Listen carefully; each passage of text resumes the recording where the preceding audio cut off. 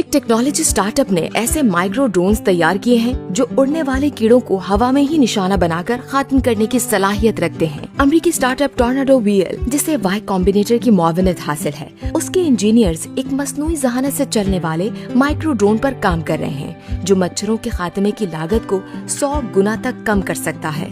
इस नन्हे ड्रोन के खौल मुमकिना तौर पर शहरी इलाकों में मच्छरों का ताक़ुब करके उन्हें निशाना बना सकते हैं, जिससे कीमियाई अद्वियात या दीगर महंगे और मुमकिना तौर पर खतरनाक तरीकों के मुकाबले में मच्छरों की आबादी पर काबू पाने का एक ज्यादा मौसर और कम खर्च मुतबादिल फराहम हो सकता है।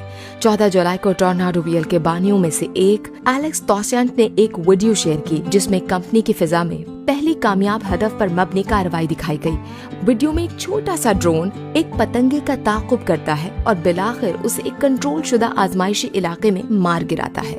पतंगा मच्छर नहीं होता, लेकिन ये तजर्बा भी एक बहुत महदूद इलाके में किया गया था।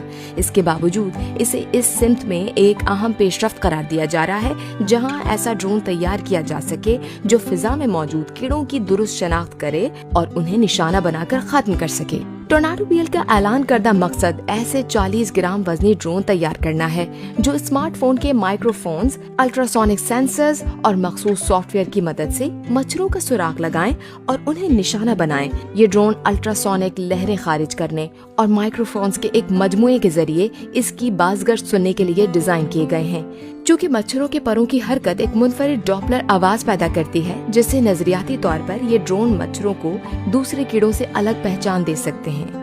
टॉर्नाडो वीएल के इंजीनियर्स एलेक्स और क्लोविस पेडालो को उम्मीद है कि वो एक दिन इन नन्हे ड्रोन्स के खौल इस्तेमाल करके पूरे शहरी इलाकों से मच्छरों का खात्मा कर सकेंगे।